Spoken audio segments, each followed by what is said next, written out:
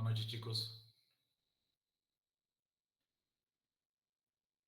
¿Me escuchan? Buenas noches, Escucha, doctor. Sí buenas se le escucha. noches. Estoy un poco ronco, así que voy a hablar un poco bajo nomás, ¿sí?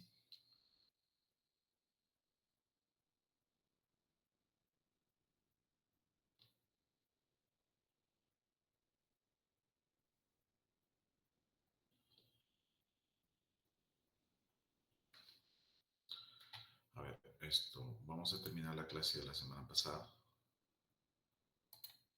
que quedamos en la parte, si no me equivoco, hicimos la parte de cáncer de vejiga, sí las informamos, ¿no?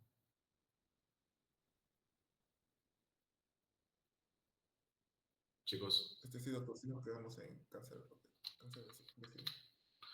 ok. Bueno, la patología masculina en la parte genital eh, se enmarca básicamente a la parte prostática y a la parte testicular, ¿sí? Es una de las patologías más frecuentes que existe en la parte Doctor, disculpe. masculina, porque la próstata, como ustedes saben, va creciendo conforme va avanzando la edad. Doctor, disculpe.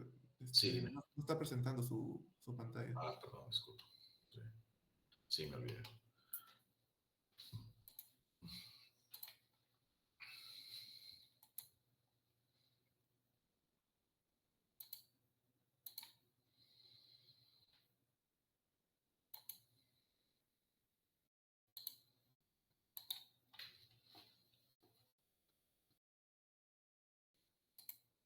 Ahora sí se llega a ver. Sí, ok. Entonces, cuando nosotros tenemos esto, les comentaba que la próstata es un órgano que va creciendo conforme va avanzando la edad y nunca deja de crecer. Entonces, a veces los pacientes tienen una cierta confusión porque dice esto, yo ya me operé de la próstata. Y hay que saber que la próstata cuando se opera no se saca todo, se saca la gran parte, digamos. Y ahora con los procedimientos endoureterales, o sea, los que entre comillas los pacientes le llaman láser, ¿no? Porque es a través del procedimiento de la uretra, se saca un poco tejido, solamente el tejido que está obstruyendo. Para más o menos, para que ustedes entiendan, la uretra pasa por dentro de la próstata. Entonces esta próstata, conforme va creciendo, va comprimiendo la uretra y la va estrechando. Y eso le genera al paciente dificultad para orinar, ¿sí? Y una vez que le genera dificultad para orinar, esto hace que el chorro miccional no sea tan potente como antes lo era y se genere goteo postmiccional. Entonces los pacientes van a llegar, te van a decir, sé que ya el chorro no tiene la misma fuerza, termino la micción goteando. Entonces, eso nos llama un problema prostático, ¿sí? Entonces, en la parte radiológica, para ver la próstata, la tenemos que hacer a través de ecografía, ¿sí? Es la primera línea del examen. Rayos X, a ver, ustedes saben que la próstata es un tejido blando, en rayos X no se va a poder observar, pero en ecografía sí, perfectamente. Pero hay una condición, la condición es que debe tener líquido en la vejiga. Acuérdense que la próstata está por detrás de la vejiga, ¿sí? Entonces, si yo no tengo líquido en la vejiga, no voy a poder observar la próstata. Entonces, una condición es que el paciente retenga la orina, retiene la orina y por lo tanto puedo ver la próstata. ¿Sí? Entonces, y la próstata la voy a tener que evaluar en sus tres medidas. Medida de acá, anteroposterior, transversal y sagital, ¿sí? Estas tres medidas se multiplican, ya saben cómo se acaba exactamente igual que el volumen de un nódulo pulmonar, ¿sí? Se multiplica por 0.52 y voy a encontrar el volumen de la próstata, ¿sí? Este volumen me va a dar una gradación de la hipertrofia prostática. Entonces, esto, digamos, lo que todos están de acuerdo es que la próstata debe pesar menos de 20 gramos, ¿sí? Si ustedes revisan diferentes bibliografías, probablemente el grado 1 esté hasta 30, y de ahí 30 a 50, el grado 2, hay otra grafía que considera hasta 35, De verdad que, como les digo, acá lo único que se está de acuerdo es que es menor de 20 gramos. Esta clasificación yo la traigo porque la trabajo en mi hospital y generalmente es la que nos guiamos nosotros y es un poco más fácil de recordar también, ¿no? Que va de 20 en 20, ¿no? El grado 1 hasta 40 gramos, el grado 2 60 gramos, el grado 3 80 y el grado 4 más de 80 gramos. Entonces, esto es una hipertrofia prostática, es el crecimiento de la próstata. Esto no tiene nada que ver con neoplasia o grado de neoplasia, por si acaso, porque muchas veces el paciente escucha y dice grado 4 de hipertrofia prostática, uy, ya estoy al borde de la muerte. Pero no es que tengamos, no tiene nada que ver. Esto estamos hablando solamente del tamaño de la próstata. Y una próstata puede tener cáncer, así sea grado 1, así sea grado 2, así sea grado 3 o grado 4. Es totalmente independiente, ¿sí? Entonces, cuando nosotros hacemos control de próstata, hacemos una evaluación ecográfica para ver el tamaño de la próstata y sumado a eso, que me va a dar el tamaño, y para el riesgo de cáncer utilizo el antígeno PSA, el antígeno prostático, que es un examen de sangre, que debe estar por debajo de 4 nanogramos, ¿sí? Una vez que está por encima, el riesgo de cáncer empieza a incrementarse. Ese sí, el examen de sangre, el PSA, es el que me da el riesgo de neoplasia prostática. Bueno, la próstata se puede evaluar con ecografía, como les decía, el volumen de la próstata lo maneja la misma máquina, o sea, tú no vas multiplicando, o sea, nosotros no multiplicamos, solamente medimos y el volumen de la próstata nos da automática. Lo que sí, el médico tiene que cargarse de ver el tema de la gradación de la hipertrofia prostática. Vivimos en una sociedad machista, ¿no es cierto? No sea machista que, por ejemplo, al paciente tú le dices, ¿sabes qué? Vamos a hacerte un tacto rectal. Uy, el paciente prefiere postergar el examen o quizás no viene a la consulta. Y no solamente ahora hay tacto rectal, sino también hay ecografía transrectal, con el mismo traductor que se utiliza para transvaginal, que es el intracavitario, se puede hacer una ecografía transrectal. Y lógicamente que los pacientes tienen bastante temor y prefieren no hacerse este tipo de examen. Entonces, eso va a tener que ir cambiándose porque así tan igual como los órganos femeninos era mejor evaluarlos con transvaginal, en la ecografía transrectal es mucho mejor que la ecografía convencional. Eso es definitivo porque el transductor transcavitario ingresa por el recto y se va a estar muy cerca a la próstata, lo que le incrementa resolución y nitidez de su imagen. Miren, esta es una ecografía transrectal y acá ya sí puedo ver una próstata diferenciando su zona periférica, su zona transicional en el centro, ¿sí? Miren, a diferencia de estas imágenes de acá, que de verdad que realmente salen así o no vamos a poder diferenciarlos, pero las ecografías transrectales sí tienen mayor definición de la imagen, ¿sí? Podemos definir quistes prostáticos de tal forma que vamos a poder diferenciar diferentes anomalías en esta glándula. En resonancia magnética, no sé si han escuchado hablar de la espectroscopía. La espectroscopía es un dosaje de metabolitos en un área determinada de tejido. Entonces, ¿cómo se hace? Se hace a través de una resonancia magnética y nosotros marcamos, quiero evaluar esta área, y la resonancia magnética a través de solamente imágenes me va a graficar este tipo de campo, ¿sí? Entonces, esta es una espectroscopía, lo que me va a decir, esta es la composición de este tejido, tiene este tipo de metabolitos, y cuando uno de ellos, la creatina, se empieza a incrementar, vamos a tener el riesgo de neoplasia incrementado. El estadiaje del cáncer de próstata es este de acá. Sí, acuérdense que les había comentado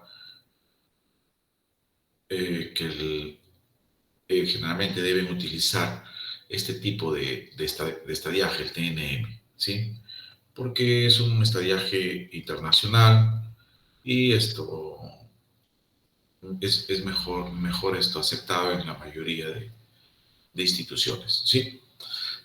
El T0 es una presencia sin tumor. Entonces acá por ejemplo, tienes un paciente que le haces un examen y no tiene nada en la próstata, le haces ecografía negativo, le haces tracto negativo, pero sí su PSA está saliendo alto, ¿sí? Y eso es esto, es esto indicativo de que hay una neoplasia. Lo más probable es que haya una neoplasia a este nivel. Así tenemos diferentes tipos de estadiaje. El estadiaje T3, siempre la mayoría de veces el T3 es cuando ya está fuera de la glándula o del órgano inicial de la neoplasia. ¿Sí? ¿Alguna pregunta, chicos?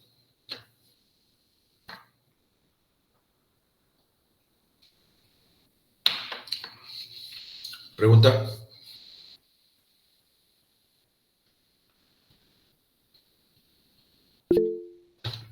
¿Sí? Profesor, buenas noches. ¿Al paciente se le hace tomar agua antes de la ecografía o simplemente se le dice retener la orina por determinado tiempo? Sí, se le hace tomar. Eso es muy variable. Hay personas que con 1 litro de agua es suficiente y 2 horas antes y toman el líquido y se retiene la orina. Pero hay pacientes, y especialmente los abuelitos, que por más agua que tomen no llena la vejiga. Y hay otro inconveniente. En los abuelitos toman agua y ya quieren ir al baño, o sea, no pueden retener tanta la orina. Me olvidaba un dato importante. La cantidad de orina que debe existir en la vejiga para poder hacer el examen es de 200 cc aproximadamente, ¿sí? Entonces, a veces los abuelitos no llegan a 200 cc, los abuelitos llegan a 100, 120 y ya quieren ir al baño, y el abuelito no lo retiene, se orina textualmente, así se orina en la camilla porque no lo puede aguantar. Entonces, ¿qué hacemos en ese tipo de pacientes? Se consulta con el médico y se puede hacer el examen con esa cantidad de orina, si es que fuera el caso, o si no, se opta por una ecografía transrectal. En la ecografía transrectal ya no se requiere retener la orina, ¿sí? Ya no se requiere, simplemente se hace la ecografía en el momento que se desee. Es más, cuando nosotros hacemos una ecografía transrectal, le pedimos al paciente que no tenga muchas ganas de orinar para que no nos pueda empujar la próstata muy atrás y nos dificulte el examen. ¿Sí? Ok, ¿alguna otra pregunta?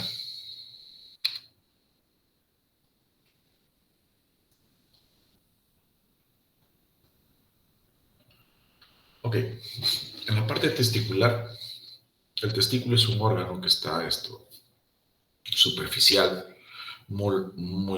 que se puede llegar fácilmente con el trauctor va pegado al testículo, así que ya se imaginan la resolución de imagen es muy buena, porque se puede diferenciar la mayoría de lesiones en el testículo perfectamente solamente con ecografía, ¿sí? Ahora, hay que definitivamente conocer la anatomía ecográfica del testículo. Y acá esto es importante, este tema testicular, porque a veces se pierden testículos, se tienen que extraer los testículos de algunos pacientes que por motivos de distancia o de tiempo no son atendidos en forma oportuna en cuanto al infarto testicular o la torsión testicular. Miren, acá el cordón espermático, ¿sí? A través del cordón espermático va a pasar la arteria testicular y la vena testicular, ¿sí? Entonces va a ingresar las estructuras vasculares. Y es como si estuvieran colgando de algo, ¿no? O sea, el testículo, su estructura vascular o su hilio vascular va hacia arriba y va como colgando el testículo. Pero este testículo puede girar sobre su propio eje puede girar de su propio eje y generar la obstrucción de las arterias y las venas a este nivel. Y a eso se le llama torsión testicular, ¿sí? Torsión testicular que vamos a tener aproximadamente 6 horas para poder resolverla, que eso lo vamos a ver un poco más adelante. Bueno, toda esta parte anatómica definitivamente no se puede determinar con ecografía así como está en el texto, no. Este es un esquema realmente, pero no es que se vea así el testículo, ¿sí? Lo que sí vamos a diferenciar es la cabeza del epidídimo fácilmente, el testículo, el parénquima testicular, ¿sí? Y el flujo sanguíneo dentro del testículo. ¿Qué pasaría si es que yo corto acá la circulación? Corto acá la circulación, el testículo no debe tener flujo. Y el flujo lo podemos evaluar a través de la ecografía Doppler. Entonces, cuando nosotros necesitamos evaluar si hay flujo en un testículo, tendremos que pedir una ecografía Doppler testicular. Bueno, este es un testículo que es una estructura homogénea, ¿sí? Tiene una tonalidad isoecogénica, ¿sí? Sin áreas de lesiones, sin áreas de alteración, de mucha variación de la ecogenicidad. Acá tengo el epidídimo, la cabeza del epidídimo, y acá, ¿qué tipo de lesión sería esto? Es un área anecogénica con refuerzo posterior. ¿Qué diagnóstico es? ¿Podría ser un quiste? Así es un quiste. Es un quiste localizado en el epidídimo, es un quiste de epidídimo, ¿sí? Quiste simple de epidídimo. Es una de las patologías más frecuentes que van a ser reportados en las ecografías del testículo. Los quistes simples, y hay de muchos tamaños. La mayoría de veces son pequeños, pero los abuelitos sí son bastante grandes, ¿ya? Entonces, lo importante es que sean quistes simples, que en su interior sea anecogénico. Este testículo, nosotros le vamos a poner el Doppler y va a tener flujo a este nivel.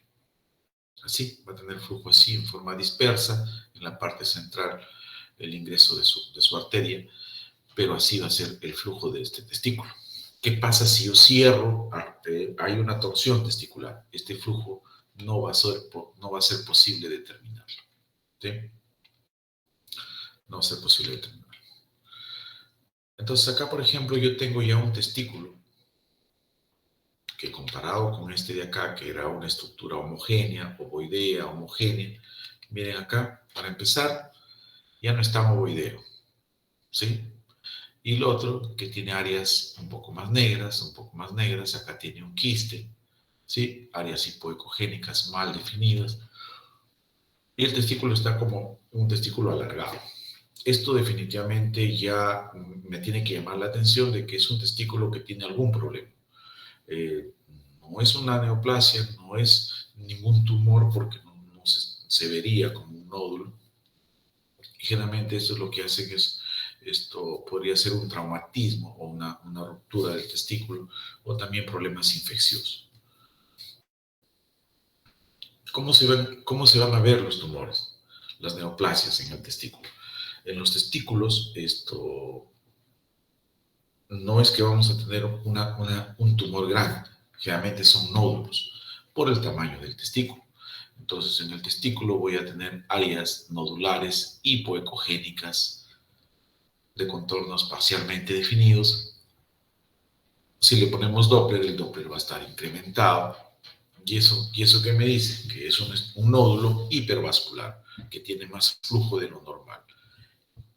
Y cuando nosotros tenemos un nódulo hipervascular, debemos asumir que tiene riesgo de neoplasia en el proceso proliferativo, ¿sí? Entonces, no solamente puede ser uno, sino se puede ser 2 o 3 inclusive. ¿Sí?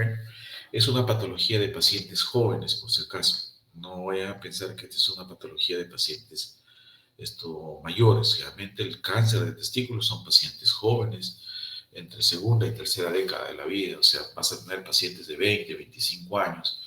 El más joven que yo he evaluado, si no me equivoco, es un hijo de un colega que tenía, si no me equivoco, 16 años, ¿sí? Y y siempre es bueno, así como las mujeres se hacen autoexamen de las mamas, los hombres deberían hacer autoexamen también testicular, y los testículos tienen una consistencia característica, y esa consistencia no debe cambiar, porque una vez que empieza a crecer un nódulo, este testículo se empieza a volver más duro, ¿sí? Más duro y al inicio no duele, por si acaso. Después ya va a empezar el dolor, pero al inicio no duele.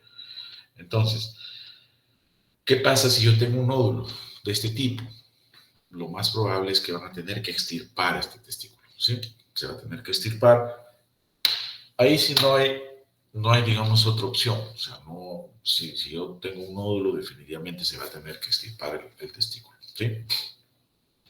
¿Y cuál es la neoplasia más frecuente? Son los seminomas, ¿sí? Los seminomas. Estos seminomas responden a radioterapia o quimioterapia y el riesgo más importante de ellos es que este testículo ha sido un testículo no descendido. Acuérdense que los testículos se forman en la cavidad abdominal y van a viajar a la bolsa escrotal a través del cordón espermático. Y en el viaje pueden quedarse a la mitad o no llegar a la bolsa escrotal. Los testículos que no llegan a la bolsa escrotal, el diagnóstico es una criptorquidia. Pero no solamente el problema es que no descienda. Al no descender este testículo, está expuesto a temperaturas altas. Los testículos se encuentran en las bolsas escrotales porque no deben tener una temperatura como la corporal, sino debe ser una temperatura menor.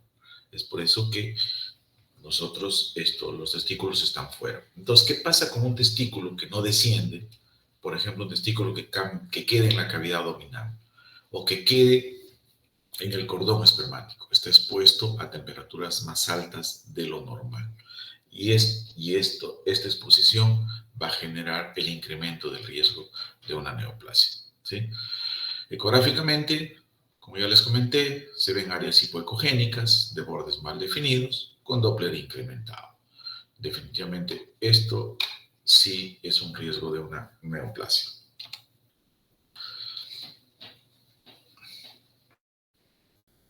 Acuérdense, miren cómo se veían los nódulos acá. Si bien es cierto, tienen bordes mal definidos, pero sí en cierta forma hay áreas afectadas y hay áreas de testículo respetadas. O sea, no es que todo es. Y miren acá. Este testículo está un testículo más grande, pero las áreas no se pueden definir como áreas nodulares, digamos, no se pueden separar. Es como todo el testículo afectado, es una pérdida de la arquitectura normal del testículo con Doppler incrementado, ¿sí? Entonces, no defino yo un nódulo, entonces yo no voy a pensar que es una neoplasia, ¿sí? Acuérdense que les había comentado que las neoplasias aparecen como nódulos y acá es como que está afectado todo el testículo y esto generalmente nos habla de problemas infecciosos como la orquitis. La orquitis es el proceso inflamatorio del testículo, ¿sí? Y se produce generalmente en pacientes jóvenes después de algún evento viral, como por ejemplo la parotiditis, ¿cierto? En la parotiditis, una parotiditis puede complicar y afectar los testículos y generar este tipo de patología. ¿Alguien hizo pregunta?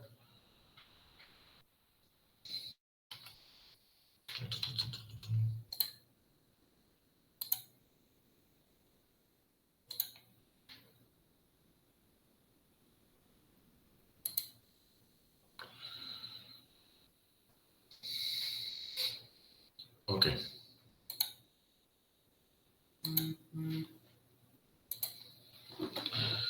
Nuevamente dos imágenes testiculares, dos imágenes quísticas, perdón, en el epidídimo. No se encuentra en el testículo, por si acaso, y eso es importante que lo definan, ¿sí? No se encuentra en el testículo las lesiones, son en el epidídimo, están fuera del testículo.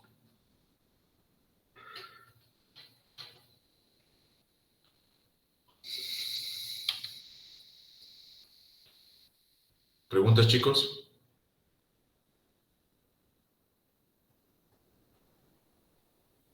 Profesor, una consulta. Cuando se refiere a los quistes y dice que no están en el testículo, se refiere a que siempre se los encuentra en el epidídimo, ¿verdad? Sí, no, la mayoría de veces. Ah, ya. La mayoría de veces, Gracias. porque también hay quistes testiculares que son menos frecuentes que los del epidídimo. ¿Ya? Está relacionado con procesos inflamatorios del epidídimo. El epidídimo, así como cualquier órgano, se puede inflamar y puede generar una epididimitis. O también está generado a eventos traumáticos. El testículo también puede ser golpeado, ¿sí? Y a veces se afecta el epidídimo, no tanto el testículo. Entonces, genera un proceso inflamatorio en el epidídimo, una epididimitis, y esto, como cicatriz, deja un quiste, ¿sí? Si hay quistes en el testículo que son menos frecuentes, ¿ok? Alrededor del testículo siempre hay venas, ¿sí? Son múltiples venas, no sé si vamos a regresar acá al tema. Hay una red venosa, ¿sí? El plexo pampiniforme, ¿sí? El plexo pampiniforme es el que está rodeando al testículo. Pero en ecografía, acá por ejemplo, no se ve, porque son delgados. Acá tampoco, no se observa, se ve la estructura arterial, pero no las venas que deben estar alrededor, rodeando el testículo. Acá me parece que esta es una vena de acá, la parte de atrás. Pero vamos a ver acá, miren este testículo. Este testículo son dos testículos. Del lado izquierdo vemos con áreas anecogénicas tubulares en la parte posterior. Y esto es un corte sagital donde se observa que estas imágenes anecogénicas se van a llenar de flujo. ¿Qué significa? Que estas son estructuras venosas dilatadas, ¿sí? Venosas dilatadas. Entonces, son varices, mejor dicho, varices peritesticulares, pero el diagnóstico está definido como varicocele, ¿sí? El varicocele es la dilatación de las venas del plexo pampiniforme del testículo, que la mayoría de veces es al lado izquierdo y no al derecho. El derecho también puede ser afectado, pero en menor medida. La mayoría de veces en el lado izquierdo. ¿Y qué genera? Genera generalmente, uno, dolor en el paciente, y dos, que el testículo de este lado tenga menor volumen que del lado sano. Menor volumen que del lado sano. Entonces, hay que sospechar cuando el testículo se mide a través del volumen, por si acaso. No se mide a través de longitud y distancia, sino a través del volumen. Entonces, cuando tenemos un testículo de menor volumen, hay que pensar quizás que es un problema de varicocele, que son las dilataciones venosas. ¿Sí? Así como existía cálculos o calcificaciones en la vesícula, en el riñón, acá también puede haber en el testículo. Pero en el testículo son pequeñitas calcificaciones dentro del testículo. Y se denominan microlitiasis. ¿Por qué son microlitiasis? Son menor de 3 milímetros. Al ser menor de 3 milímetros,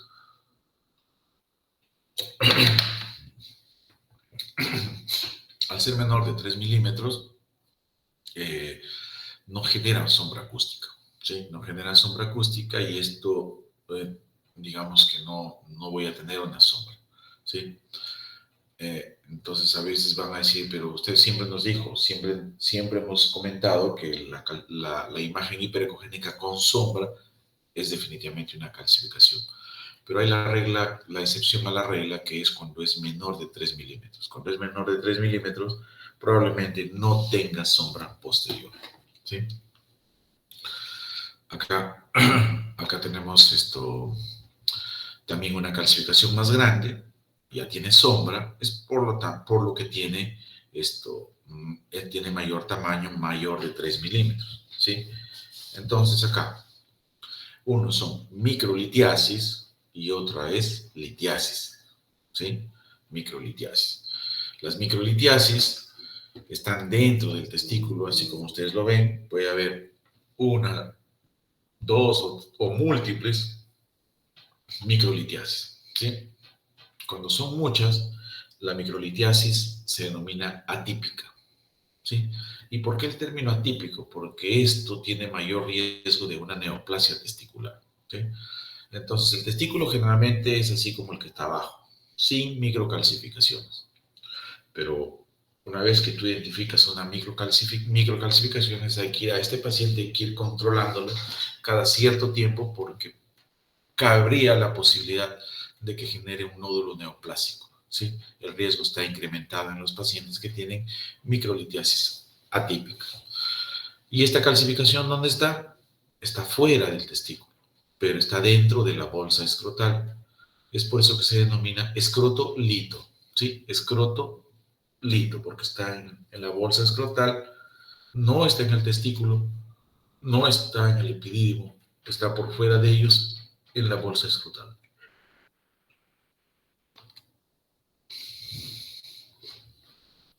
Un testículo más, toda la parte de atrás, la parte de atrás, la parte posterior es anecogénico con refuerzo posterior, que viene a ser líquido, ¿no es cierto? Eso ya es parte de la física de ecografía, donde hemos mencionado que toda área anecogénica con refuerzo posterior es líquido. Entonces, al ser líquido esto de acá, en la bolsa escrotal tenemos un hidrocele, ¿sí? No está dentro, el líquido está por fuera del testículo, este es el epidídimo, testículo, esto es toda la bolsa escrotal y por fuera del testículo, en la bolsa escrotal se empieza a llenar de líquido. Entonces a esto se denomina hidrocele, que es una conexión líquida en la bolsa escrotal, generalmente relacionada a problemas infecciosos o inflamatorios.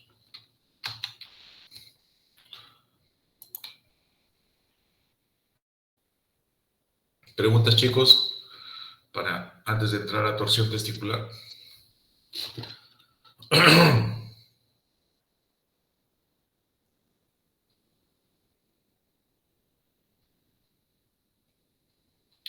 ¿Preguntas?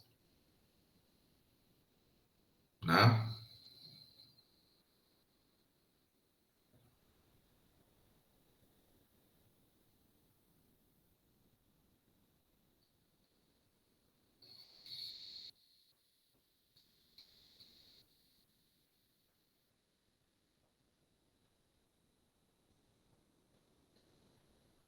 Creo que está todo claro, doctor. Ok. Doctor,